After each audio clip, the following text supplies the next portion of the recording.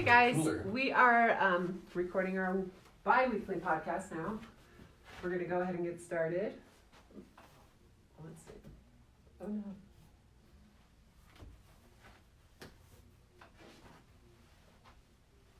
All right, friends. I'm going to start us off with a fan shout out from Mandy. She says, "We are so grateful to have found this amazing podcast.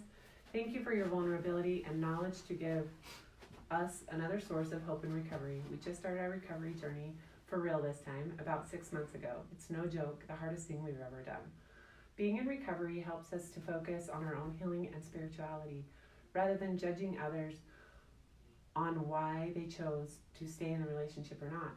We fully respect on what Ashlynn and Coby's decision on their relationship. Listening to the podcast helps us to gain knowledge and insights as an additional tool to talk the groups and therapy. Keep up the good work and look forward to every new episode." Thanks, Miss Mandy. And awesome. Honestly, we really appreciate the feedback here on iTunes, and also we get little messages here and there. And we had someone reach out last week and say, "Hey, why aren't you on Spotify?" And which we should have been on a long time ago. But it made us go, "Why aren't we on Spotify?" So now we are on Spotify. Yeah, that's great. So enjoy. Yeah. So thank you. Yeah. All right, let's dive right in. What if you're not attracted to your spouse anymore? That's a problem. And so let's talk about how that happens first and foremost. You get in a relationship and usually the butterflies are there and everything's happy and you're attracted and you want to spend every waking moment with each other and you can barely keep your hands off of each other and it's wonderful. And then all of a sudden, you get married, you have a few kids, sex addiction, betrayal trauma starts setting in. And it's like, I have no desire to connect with that person. And I don't have a desire to connect with them physically either. So let's break down first how we get there, what happens. Do you guys want to speak to your experience?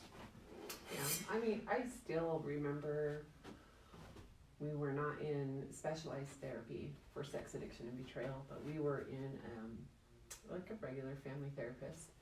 And I didn't say much when we would go to those sessions, but I do remember the specific time when I said, "I don't love Coby anymore. I don't find him attractive." And it broke my heart to really admit that. And because, I know it broke his. As his wife, you should never feel that way. Right. Correct, and right. I was terrified to even admit that I felt this way. But I didn't know what I felt, right? I was super numb, but I knew that I didn't look at him the same as I used to. Right. That something was gone. Right. And it scared the crap out of me. It's interesting as you're saying this because you're actually talking about one of the first steps to come back from it, which is to admit that that's where you're at. I think a lot of people aren't really attracted to their spouse, to their partner, but they don't want to admit that because that reality is so hard. Yeah, it's scary. So they just pretend like they are, and they resent the other person. They are even revolted by the other person, yet they stick in it and just smile and act like everything's okay. One of your first steps is to say, "Oh my gosh, like the reality is I don't want Coby right now. I don't want to be close to him. I don't want to connect to him. I'm not in love with him." That's a hard reality. Yeah, it is.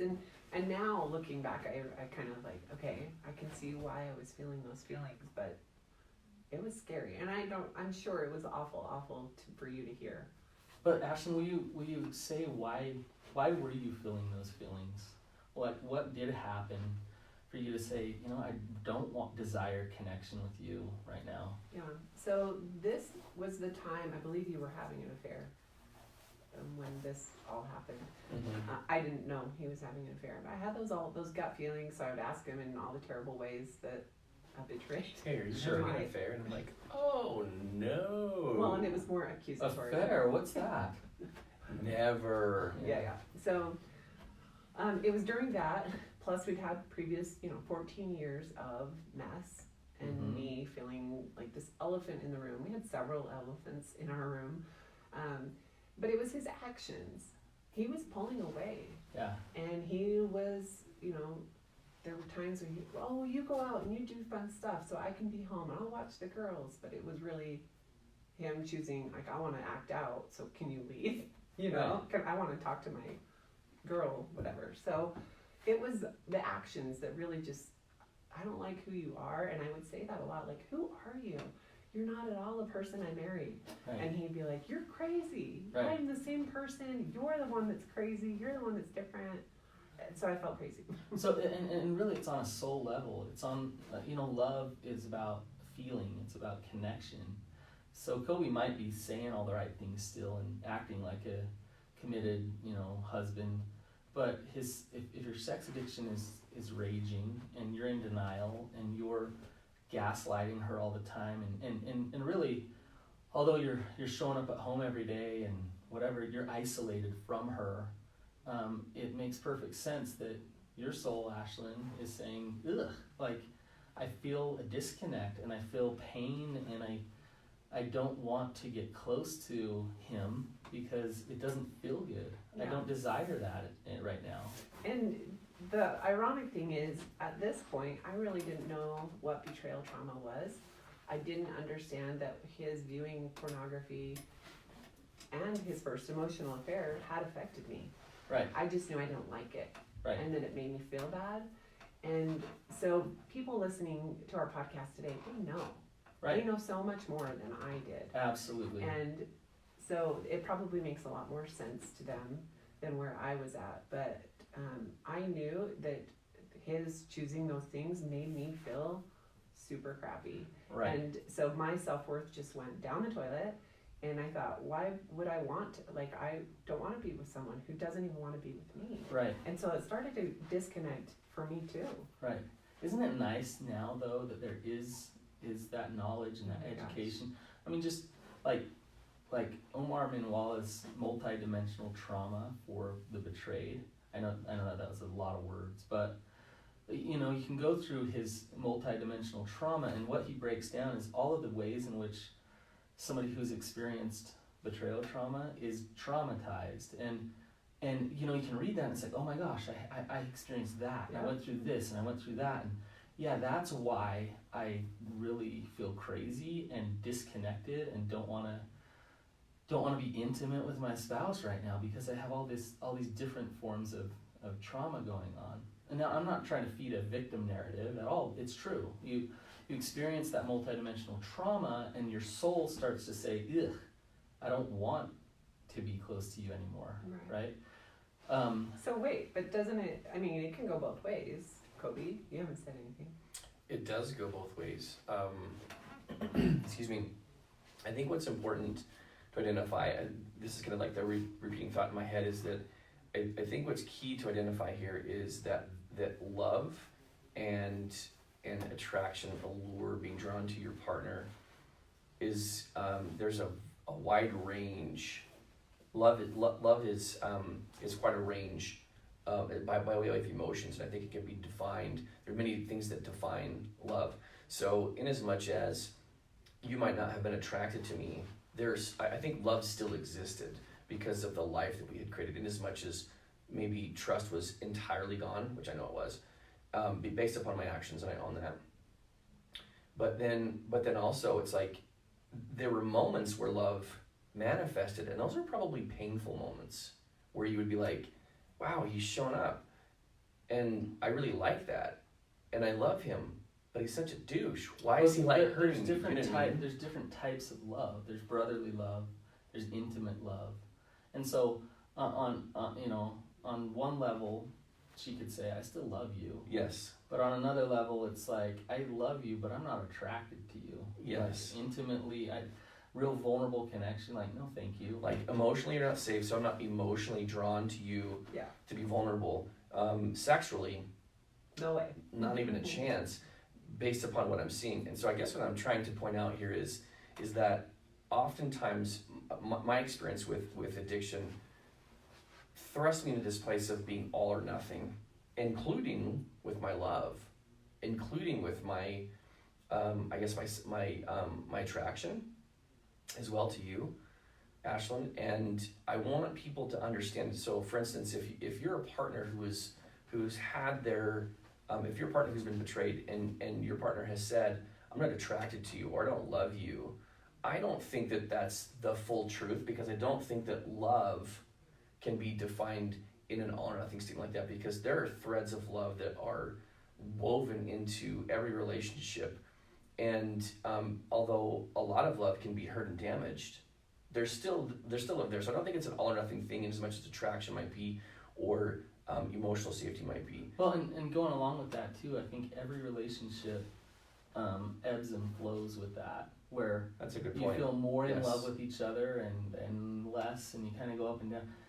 So, except for my wife, she's 100% love toward me all the time. All the time.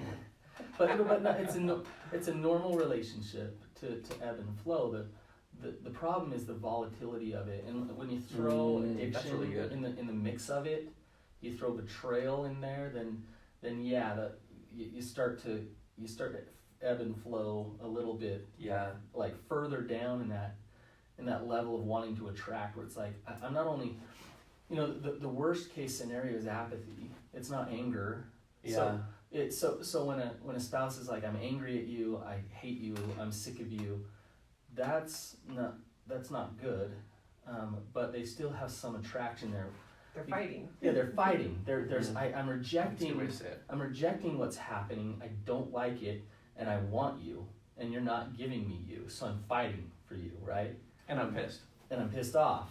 But when you get down to levels of hopelessness and apathy, that's where a relationship really is in the danger zone.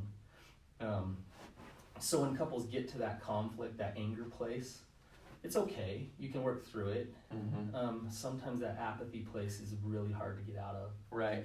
I think there's, and I guess I bring this whole what does it really mean to fall into love, or to not be attracted to your partner. Again, such a wide range of love exists in so many different ways. I don't want someone to feel shame because they're thinking like, I'm super crappy partner because I don't love my spouse. Right. Because you probably love your spouse in very different ways, and those might be buried underneath layers and layers of hurt. But with that being said, I knew that going back to your question a couple minutes ago, Ashlynn, like it goes both ways. It totally does. Okay?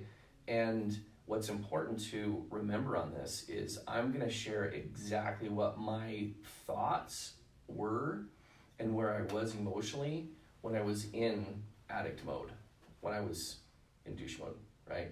So there was, my love for you, Ashlynn, was always there.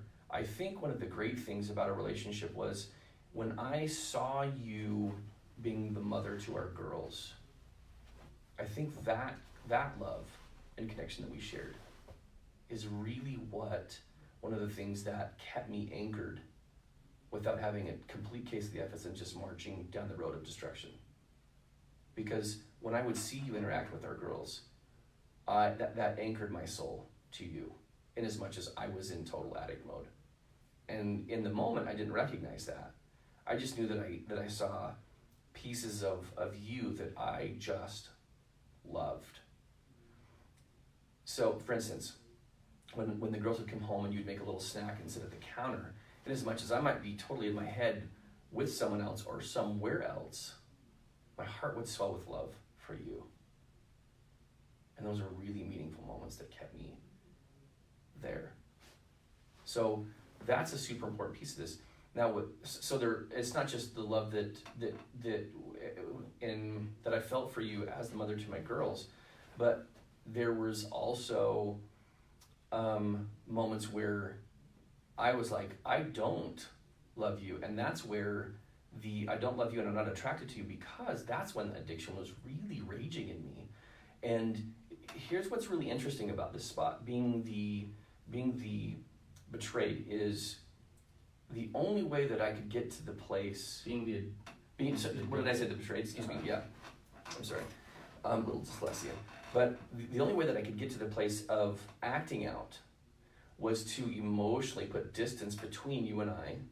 So I would use victim mode, feeling like I had been wronged, that you were mean, or whatever the case is, as license entitled to act out, and the only way that I could do that without really hurting myself within was by making myself the victim because of how you had hurt me, and then therefore trying to falsely erase love and attraction. And I wasn't consciously thinking that, but it was like, I need a way to act out. I'm not attracted to you. I don't love you, and therefore I'm gonna go get what I need over here. All twisted, sideways thinking, and it's obvious that there's enormous neural pathways that are leading to this behavior.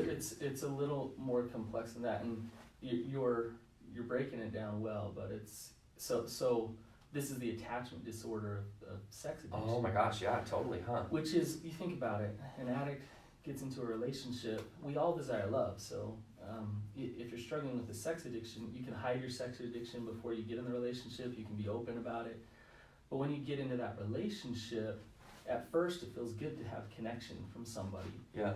But then the shame that the addiction is feeding is saying, I'm not worthy of love, I'm not okay. Yes. You start to disconnect.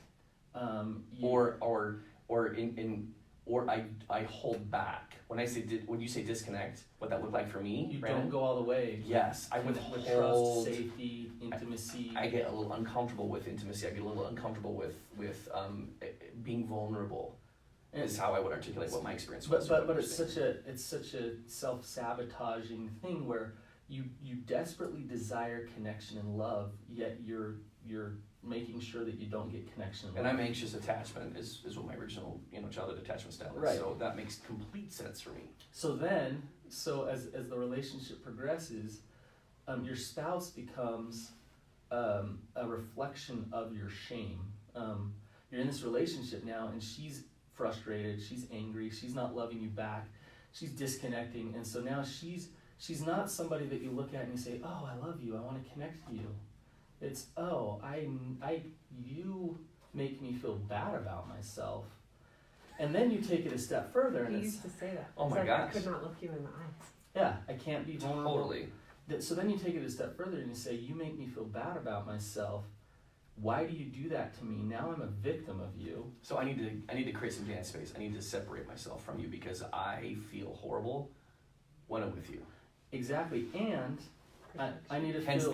the attachment style. I'm going to detach. I'm going to detach from you, and I want to feel some power. I want to feel some control. And what do you know? Like, I can go masturbate, I can look at porn, I can have affairs, and I have control there. And you know what I'm getting? I'm getting a sense of somebody wanting me. Even if it's fake, if you go to pornography... In reality, it's fake. You're right. But in my head, it's real. Oh, because that's the neural pathway that has been developed over decades. Right. Ashlyn's at home sad and frustrated because you're not showing up in a place where she can connect to you. And so she's reflecting back to you that, hey, as a husband, you suck. Yeah. And then so you're like, well, you know what? When I hang out with my mistress or when I look at this woman in the pornography, it doesn't seem like I'm not good enough there, right? And so totally. But then the cycle goes on because then you feel horrible as a husband because you're having affairs and acting out with pornography. So you want to disconnect even further. You love it when she attacks and persecutes, and because now you can resent even more, disconnect even further, act out even more. And then on top of it, as you're acting out with pornography, I love Fight the New Drugs logo or motto or whatever. Porn kills love. Mm-hmm. Because as you act out with pornography, not only are you getting this fake sense of connection, kind of soothing yourself with that because you're not getting love at home. Yeah. You're looking at things and watching things that really are not reality, and so your tolerance builds up. Your brain, your dopamine hit, you need more and more of a hit, and so when you go home to your wife, it's like, well, that's kind of boring. Like, pornography shows me that it could be this way or that way. Yeah. And so it's like, I really don't, I don't want to put in the time and effort to be vulnerable with you and work on this relationship so we can have a good intimate relationship, because really that's boring. Dude, just to be super clear though, that last sentence not that is boring, but the sentence before that, never crossed my mind.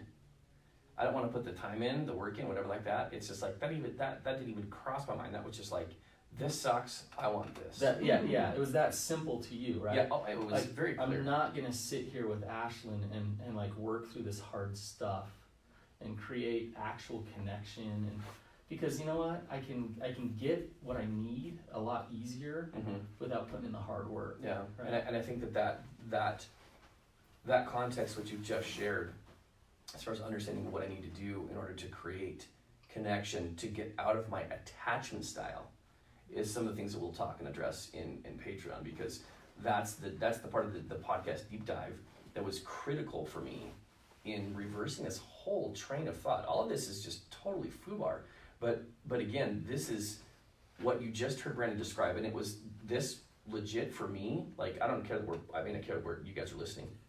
I care that we're podcasting, but this was listening to what you just articulated as far as the layers of attachment style and addiction totally defined in my head what happened for me, my experience. And that was super enlightening for me, and it helped me connect a lot of dots just now, Brannon, listening to you describe that. So we were talking to you, Ashlynn, about kind of your process of disconnection and falling out of love, and then talking to you, Coby, and you can see it. You put those two things together. Ashlynn's falling further and further into apathy, hopelessness. I really don't like that. You guys had something that was important that really saved you guys, and in Patreon, in the deep dive, we can walk through the steps of reconnection again. But something that you had was a desire to heal and a willingness to do some hard things. And so you got down to this horrible place together, and you didn't know why you were there. You just were there. Yeah. And your marriage was miserable, right? It was hard. I mean, I haven't spent a lot of time, to be honest with you, Brannon, or Ashlynn, thinking about where we were, but I am now, in this moment, and just thinking how did we survive, Ashlynn? Because there were some super dark, hard moments. We just separated. I mean, you worked a lot, we traveled, and I put my efforts into motherhood. So well, I think that's really what that's a good point. Is you don't not all couples heal, but they survive, and so they suffer.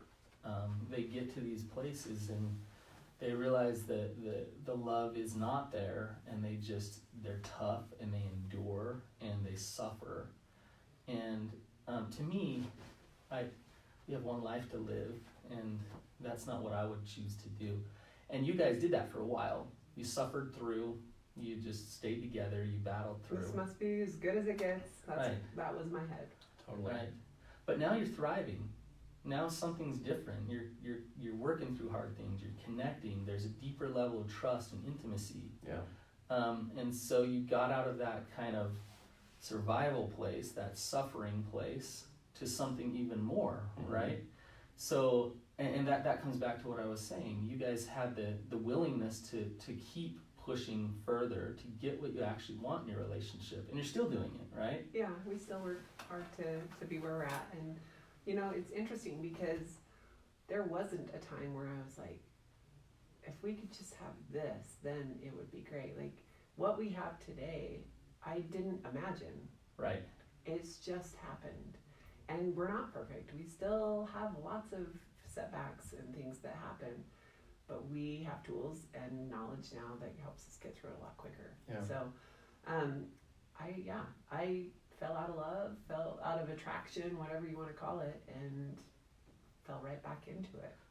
I went to this conference a couple months ago, and they had this session on relationships, and I was like, I'm not going to that one because I talk about relationships all day and I don't want to listen to that.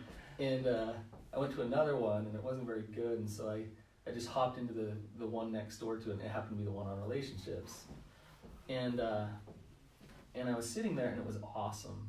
And one thing that the woman said that was giving the presentation, it was really interesting. She said, you 100% have the ability to completely change your relationship without the other person changing at all. And it hit me because what I do. Right. You know? That's like most of what you do, right? Yeah, I mean, working with betrayal trauma, it's easy, really easy to sit back on that addict needs to change so you can be happy. But I hear victim from the addict all the time. If Totally. she would change, if she would love me again, if she'd forgive me, if she this, if she that, then we could be happy. And if you want to reconnect, if you want to create love again, then you can work on you to create to resonate in that love, so that your partner is much more likely to want to connect to you. You can work on you to love yourself, to be boundaried, to know who you are, so that you are attractive, right? And so that you can attract those good things into your life. So a willingness, but also a humility to self-reflect and work on yourself. That's the hard part, I think. Right. Really. I mean, once we started doing that stuff, and we still do, it's hard to own your stuff. Right. Especially when you've been pointing fingers for decades. Right. I mean, it's easy to sit back and say, okay, if I want to be attracted to my spouse again, then she better change, right? But what about if I want to be attracted to my spouse again and I want to create love, then I need to figure out how to create love in my relationship and in my marriage. I'm not going to wait for the other person to do it, right? So, Ash, any last thoughts of hope that you would give to those who've been betrayed, no matter if it's man or woman? The simple of it, I think, of this topic is we fell in love based on our actions. We judge people based on their actions, right? And we fell in love and we were attracted to each other. We fell out of love based on our actions. We weren't treating each other well. We weren't treating ourselves well. We fell back into love based on our actions. but I want to clarify something with that, because you can do things to try to make things better, and doing things is good. So you can go to therapy for a little while. But if you don't do things consistently, then a shift isn't going to happen. And so you do those things consistently, and then you start to actually change a little bit who you are. For sure. You start to change your personality, the way you show up. And when you do that, and both people do that, then you'll find there's healing, and you can move forward. So it is about what you do, but it's about what you do consistently that's going to change. It's not so much about what you do, it's about what you be in the relationship. And if you do things consistently, coming from the right place, you're going to change who you're being in the relationship. And that's going to change whether or not you're attracted to your spouse or not. For sure. I always say I found myself when I was 34 years old. You know, Yeah. It took me a long time to figure out who that guy am and to find love again. You're both being something completely different in a relationship than when you guys were so disconnected. So. Right. Guys, thanks for being here. Appreciate your listening. If you've heard anything about this that you really liked, share this. Share this, because there's no telling the good that this could do for the person who's really in a dark and struggling place. And I'd love to have you guys hop over and rate and review the episode on iTunes. Thanks for being here, guys. See you guys. On Patreon. Oh, I forgot. Bye-bye.